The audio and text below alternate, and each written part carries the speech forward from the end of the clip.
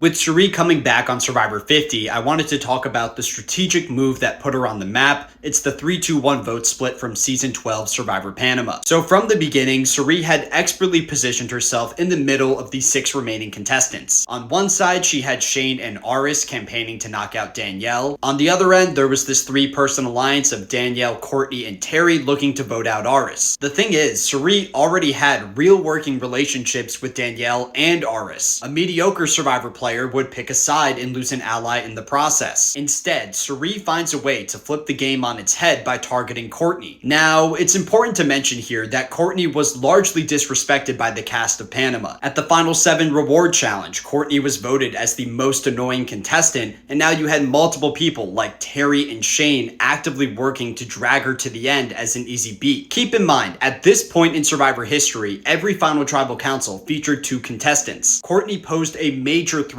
to Cirie's game because she had one of those spots locked if she reached the finale. So Courtney is Cirie's target, but how is she going to make this plan happen? This is where Cirie realizes that in the game of Survivor, sometimes you don't need a majority. Sometimes you just need a plurality. In other words, Cirie can cut Courtney with just 3 votes. She pulls together the targets of the opposing alliances. She brings in Danielle and Aris, who are scared for their own safety at this point. At Tribal Council, everything goes according to plan, and Courtney is knocked out in a 3-2-1 vote. This is one of the most impressive strategic plays in the entire history of the show. To pull off a move like this, Cirie needed connections across the entire beach to the point where everyone was roping her into their plans. It also requires social capital to convince Aris and Danielle to pivot off their original ideas. So I've said this for a while, Cirie is one of the best social and strategic players to ever compete on Survivor, and this move is a perfect example of it.